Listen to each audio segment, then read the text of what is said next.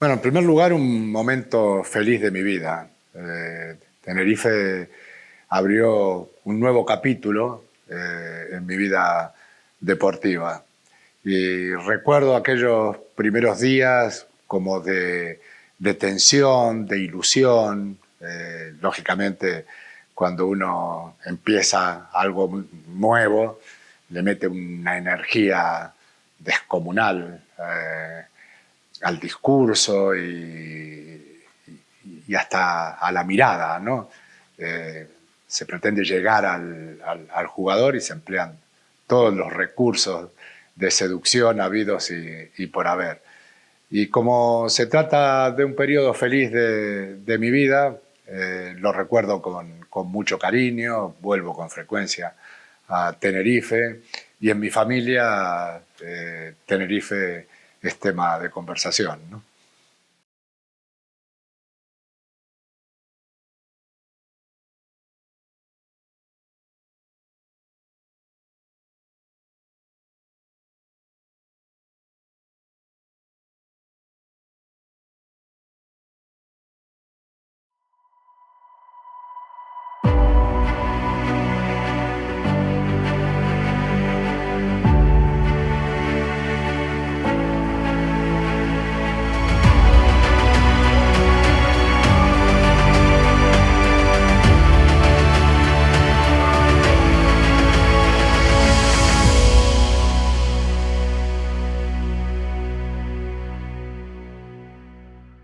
Jorge Valdano es posiblemente el técnico más trascendente en la historia del Club Deportivo Tenerife. Se hizo cargo de un equipo que ya estaba en primera división, pero luchaba por su supervivencia en la élite y dejó una entidad con fama planetaria y protagonista del fútbol español. 8 partidos mágicos para lograr una permanencia en la que pocos creían, una participación europea repleta de noches épicas, una inédita presencia en las semifinales de la Copa del Rey y 2 inolvidables cierres de curso con el Heliodoro convertido en juez de la Liga hicieron de aquel conjunto, el Tenerife de Valdano, una referencia nacional. Antes, como futbolista, ganó títulos con el Newell's y el Madrid y fue campeón del mundo con Argentina. Y tras dejar la isla, tuvo un breve pero exitoso paso por el banquillo del Madrid, donde también fue director general, manteniéndose ligado al mundo del fútbol desde los medios de comunicación.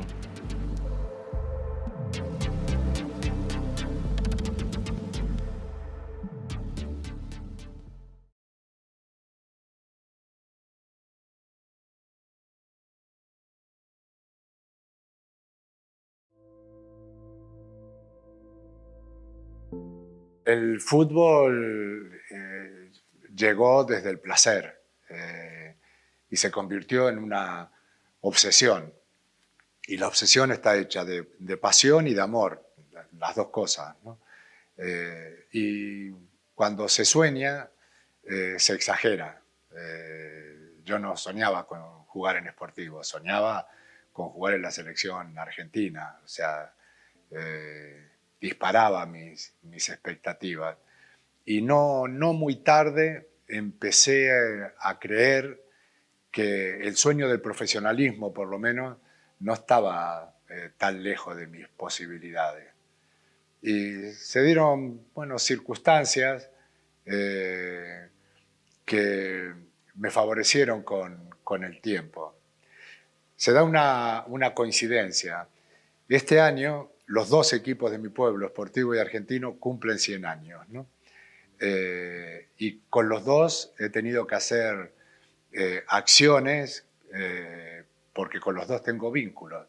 Yo efectivamente soy deportivo por parte de padre, mi padre fue jugador, entonces la lección me vino dada. Pero cuando tenía 15 años, Sportivo por primera vez en su historia, por problemas económicos, abandonó la liga local, la liga regional en la que jugaba. Y entonces me vinieron a buscar de Argentino, pero para ofrecerme jugar en primera división, o sea, con tipos de 30, 35 años, cuando yo tenía 15. Me faltaban 10 kilos para ser el futbolista que fui y también 10 centímetros, ni siquiera había crecido todavía lo suficiente. Y durante un año jugué en argentino. Y bueno, eso me vino muy bien cuando fui campeón del mundo, porque me recibieron las dos partes del pueblo con el mismo cariño, ¿no? Los dos se sentían un poco responsables de todo lo que me había ocurrido a lo largo de mi carrera.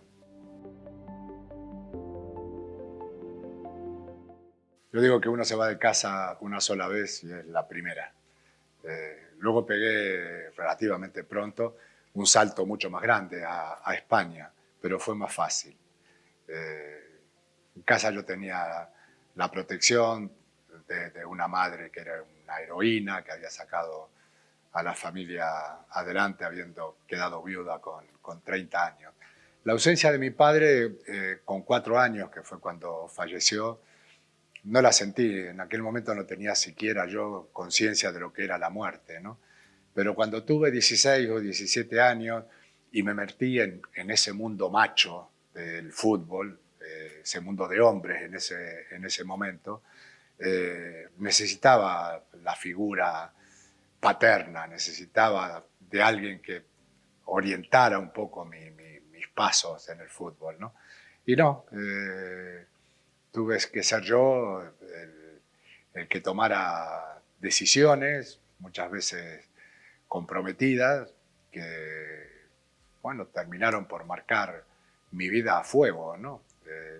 Uno dice, bueno, me voy a España a jugar al Alavés un ratito, ¿no? Bueno, pues llevo aquí casi 50 años. Quiero decir, la cadena de consecuencias cuando uno toma algún tipo de decisiones, bueno, son interminables, ¿no? Yo tengo una carrera un poco singular, o sea, mi aparición fue muy fulgurante y muy afortunada. O sea, por primera vez en la historia, Newell's Old Boys salió campeón del fútbol argentino. Bueno, yo jugué en aquel equipo, no sé, 8 o 10 partidos, pero me siento campeón. Jugamos un campeonato del mundo en Toulon, lo ganamos, yo metí el gol consagratorio, el 1-0. Fui portada de la revista El Gráfico, que era en aquel momento tan importante como ser campeón, y debuté en la selección mayor en Uruguay, faltando 20 minutos para el final de un partido que íbamos empatando, y marqué 2 goles en esos 20 minutos, ¿no? Hacía 20 años que Argentina no ganaba en el centenario.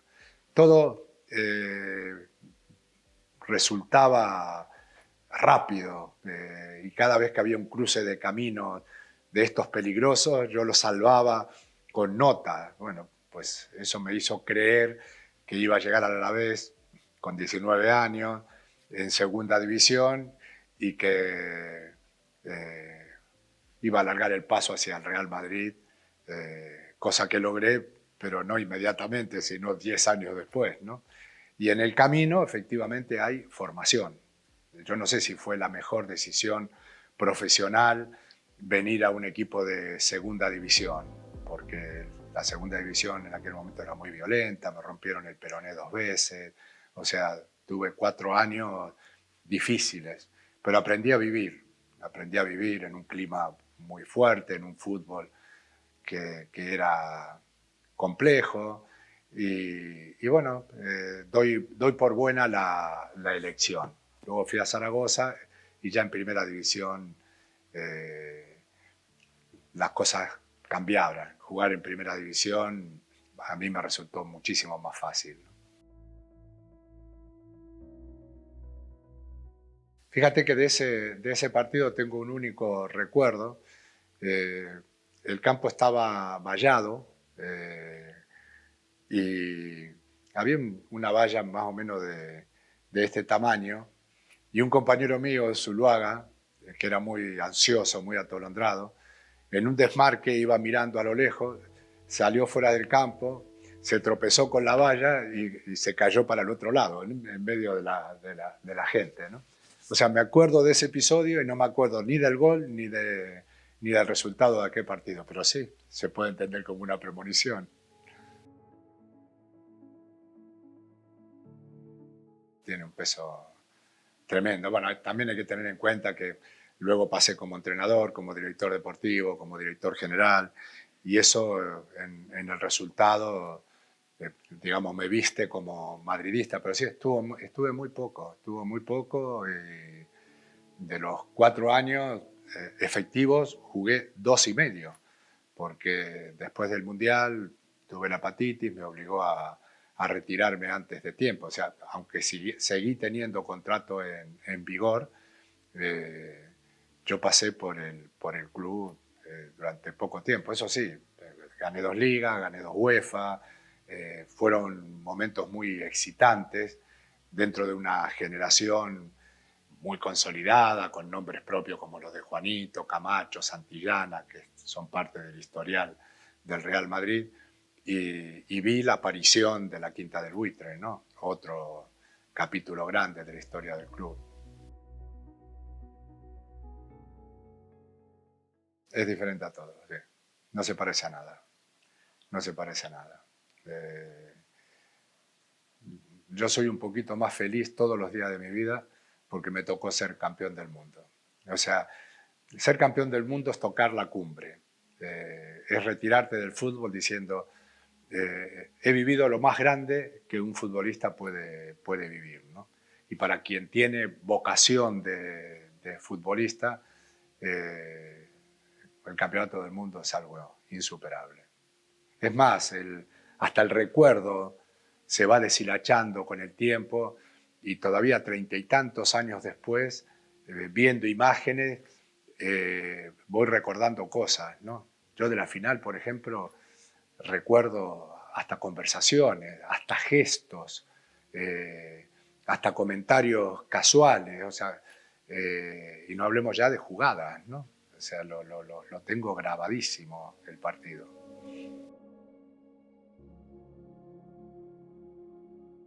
Yo maduré muy tarde muscularmente. Eh, Desde que llegué a España hasta que me retiré, aumenté 10 kilos de peso, 10 kilos de músculo. Y como maduré tan tardíamente, pensaba que me iba a retirar muy tarde, estaba convencido de que me iba a retirar muy tarde. De hecho, cuando me llegó la hepatitis, estaba en el mejor momento de mi vida, pero también en el mejor momento físico de mi vida. Fue una gran sorpresa, fue algo traumático. Lo que pasa que muy rápido me reinventé y eso, bueno, me hizo vivir el final de una manera amable, pero hubiera podido jugar 7, 8 años más y hubiera sido feliz jugando 7, 8 años más. Tenía la curiosidad por vivir la experiencia como entrenador, para saber un poco más de lo que me apasiona, ¿no? Como me gustó también pasar por la posición de ejecutivo de un club grande, porque me da la sensación de que eso me da un conocimiento y una perspectiva mucho mayor de un fenómeno que para mí es cultural y que tiene una gran dimensión sociológica, ¿no? Bueno, ser entrenador creo que era algo por lo que necesitaba pasar, ¿no? Jugadores como Redondo, como Felipe, como Quique, como Chano, que me gustaban, que me hicieron creer que eran coherentes con la idea que yo tenía de fútbol, ¿no? Antes de llegar, ya antes de aterrizar en Tenerife, ya me habían ametrallado, ¿no? Pero estaba muy por encima de eso en ese momento. Quiero decir que tenía tanta energía que estaba por encima de eso, ni lo tuve en consideración. Eh, lo, lo, lo, que sí me asusta ahora es comprobar la situación en la que llegué. O sea, ahora mismo diría que no. En aquel momento la energía me daba hasta un cierto grado de inconsciencia, ¿no? O sea, que te queden 8 partidos, que estés en zona de descenso, además lejos de la salvación, como a 4 puntos, y que de esos 8 partidos, 4 fueran Sevilla, Valencia, Madrid y Barcelona, pues te representan como un condenado, ¿no? Condenado a muerte futbolística, ¿no? Pero firmé un contrato que tenía una vertiente: si te quedas en primera división vas a ganar no sé cuánto, y si te vas a segunda división vas a ganar la mitad, ¿no? Si es que sobrevivía como entrenador, ¿no? Pero esas eran las condiciones.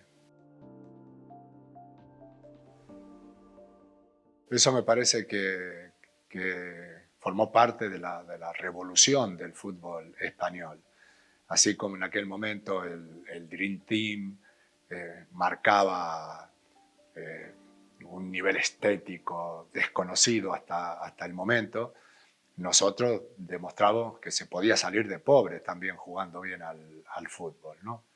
Sin tener a Naudru, sin tener a Romario, sin tener a Guardiola, éramos capaces de dar pases a 10 o 15 metros con jugadores dotados y muy convencidos. Y sí, logramos algo que creo que fue muy, muy importante como modelo, ¿no? De todas formas, la revolución no fue solo futbolística. Yo estoy convencido de que fue una revolución sociológica. O sea, cambió el equipo en 15 días, le ganamos al Valencia y le ganamos al Barcelona en los dos primeros partidos muy locos además, muy ajustados, pero los ganamos. Y en 15 días el ánimo de la isla se dio vuelta como una media, fue una cosa increíble. Por eso cuando se hacen análisis de aquel momento, yo sacaría el micrófono a la calle para preguntarle a la gente qué pasó, ¿no? Más que preguntarle a los protagonistas, porque uno sabe lo que ocurrió en el vestuario para que esa transformación se lograra, pero no se sabe cómo eso se filtró a la sociedad, ¿no? El resultadismo aquí queda en entredicho, ¿no? Se ve que las emociones pasan por otro lado. Es una demostración de que el resultado no es tan importante, de que son más importantes las emociones. Yo jugué un mundial, gané a Alemania una final, pero el partido que quedó en la memoria colectiva es el de Inglaterra. Los primeros partidos de la segunda temporada efectivamente fueron malos. Mi puesto estuvo en peligro, me consta. Y luego tuvimos una cierta estabilidad durante mucho tiempo. Estuvimos exactamente media liga sin perder. Eso no sé si ocurrió alguna otra vez en la historia del Tenerife. Y nos posicionó en un lugar de privilegio. Ser cuarto era el honor absoluto y ser quinto no era una catástrofe para el Tenerife, pero para mí sí, porque el cuarto hubiera sido el Sevilla de Bilardo. Y en aquel momento estábamos en guerra. Fueron impactos mediáticos, además, que nos hacían sentir importantes. Si algo tuvo el Tenerife en aquel momento, fue sensación de centralidad. O sea, si la isla se queja de sentirse periférica durante tanto tiempo, el fútbol en aquel momento nos dio centralidad, ¿no? Grandes titulares en los periódicos nacionales. Clemente sí, que estaba en desacuerdo con mi manera de ver el fútbol, y al mismo tiempo citaba a Mata, citaba a Archano, citaba a Quique, citaba a Felipe. O sea, había jugadores del Tenerife en la selección por primera vez en la historia de estos jugadores, ¿no? Y a mí cada uno que llegaba a la selección me parecía que era un título, ¿no? No fue épico, fue dramático. Los últimos 15 minutos fueron de un sufrimiento extremo. Efectivamente, se trataba de un equipo en ese momento de mucho prestigio a nivel internacional, con un entrenador de una personalidad superior, con un árbitro que no parecía muy interesado en que nosotros ganáramos, Y bueno, sin embargo, pasamos por encima de todas esas dificultades y terminamos ganando un partido inolvidable. Sí. 32 horas de final por primera vez en la historia del club, claro. Digamos que eso es lo que le daba a la gesta la condición de excepcional, ¿no? Que a la vuelta hasta llegamos a tener, digamos, 1-0, fallamos 2 goles increíbles, me acuerdo uno de Articia sobre todo, un gol que si nos poníamos 2-0 iba a cambiar el clima del partido absolutamente. Luego hizo una obra de arte Bayo, empató y los últimos minutos los jugamos por el honor y ganar fue una gran conquista. Recuerdo un gran partido de Chemo del Solar, un extraordinario partido de Chemo del Solar. Así es, porque el rival era, digamos, accesible. Estaba a nuestra altura el Celta en ese momento, pero hicimos mal las cosas. Y jugamos en Vigo en medio de una presión insoportable que creo que condicionó el desarrollo de la eliminatoria. Conflictiva, pero cercana. Conflictiva porque era muy, muy exigente, le costaba perder, se desestabilizaba un poco en la derrota. Cercana porque yo cada semana iba al club con una lista de reclamos y si no cumplió el 100%, cumplió el 90%. El otro 10% tenía que ver con viajar en vuelos charter, cosa que en la época no existía y que además estaba fuera de la economía del club. Pero es que los viajes, en los viajes se dejan puntos. Yo estaba convencido de eso. Nosotros viajábamos 5 veces más que cualquier otro equipo de la península, ¿no? Pero cualquier cosa que le pedía, o sea, quiero que se cambie la hierba del terreno de juego, nunca se ha hecho, bueno, pues se cambia. Quiero que el campo sea más grande, 1 metro más para este lado, otro metro más para otro lado. Se hace. Quiero que el vestuario no sé qué, quiero que los jugadores tengan no sé cuánto. Y el equipo, yo creo que empezó a tener otra dignidad, se empezó a sentir importante, que eso es muy, muy importante, es relevante a la hora de competir, ¿no? No hay manera de irse bien, de irse mejor de lo que me fui. O sea, cuando jugué aquellos 8 partidos, ya me llegó la gran oferta del Real Madrid. O sea, llegar al Madrid es lo máximo para un entrenador. Y me llegó de inmediato y me sentí además con fuerza para asumir esa responsabilidad. Y no hablemos de la oferta económica, era 5 veces lo que ganaba en Tenerife. Bueno, fui, se lo comenté al presidente, le pedí salir al presidente. Le pedí autorización para irme a Tenerife. No me la dio y para mí los contratos son sagrados y por lo tanto me quedé contento de seguir teniendo un proyecto vivo como el de Tenerife. Ahora, una vez vencidos los 2 años de contrato, ya me sentía autorizado a decir adiós e intentar, alcanzar otro nivel como entrenador, ¿no? Digamos que la situación, además, empeoraba cada año, porque cuando yo llego al Madrid, por primera vez en la historia, el Barcelona había encadenado 4 títulos seguidos, ¿no? 2 con la complicidad nuestra, 1 con la complicidad del Depor. No digo la complicidad, quiero decir con la ayuda en última instancia, ¿no? Pero lo cierto es que por primera vez en la historia el Barça había ganado 4 títulos, el equipo era denominado Dream Team, o sea que teníamos que derribar una montaña que no era tan fácil, ¿no? Y además no teníamos mucha capacidad económica en el Madrid para hacer cambios. De hecho, el único fichaje de relieve fue Fernando Redondo, ¿no? Pero fíjate que de lo que más me siento orgulloso es de que a la llegada de Heine se encontró con un equipo, no diría que hecho, porque él hizo un trabajo excepcional, pero un equipo no desgastado, un equipo lleno de confianza, ¿no? O sea, creo que a los entrenadores también hay que medirlos por lo que dejan, no solo por lo que hacen, ¿no? Para mí suficiente, sí, para mí suficiente. Claramente no era mi vocación.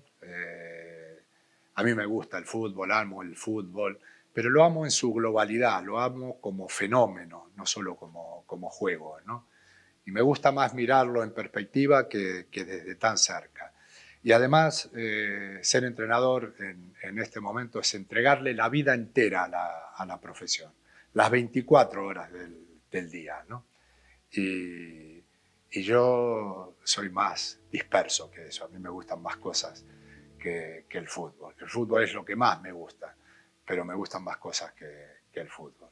Tener un perfil alto mediático hace de ti un blanco perfecto, ¿no? Pero bueno, fueron temporadas en que no solo se lograron títulos, sino que aparecieron muchos jugadores jovencísimos que terminaron marcando la historia del club, ¿no? Raúl es el principal, pero también apareció Guti, apareció Víctor, apareció Alfonso, o sea, eh, muchos jugadores salidos de la cantera que de alguna manera nos completaban competitivamente, o sea, eran recursos que necesitábamos y la necesidad, eh, bueno, es una gran promotora de jugadores, ¿no? Quizás si hubiera tenido dinero para comprar a Zúquer o a Millato, que llegaron al año siguiente, pues Raúl no hubiera encontrado su lugar, ¿no? Y estamos hablando de un jugador que fue máximo goleador del Real Madrid, máximo goleador de la Champions League y máximo goleador de la selección española. Dando vueltas, girando, siendo un poco directivo en algún momento, en los medios de comunicación. Me gusta mucho escribir, me gusta estar en los medios. Al fin y al cabo es emitir un mensaje, no todo es emitir un mensaje. Ser entrenador es emitir un mensaje, estar en los medios es emitir un mensaje, dar conferencias es emitir un mensaje. Pues en ese plano me siento muy bien, llamémosle el de analista, ¿no? Dentro de un medio en constante evolución. Es un momento feliz de mi vida. Y ya digo, un momento feliz incluso en lo familiar, ¿no? Tenía hijos relativamente pequeños que guardan un recuerdo casi idílico de aquel momento. También mi mujer, porque es una ciudad, Santa Cruz, que te invita a salir al aire libre, a disfrutarla por temperatura, por naturaleza, en fin. La felicidad no es solo deportiva cuando hablo de Tenerife, ¿no?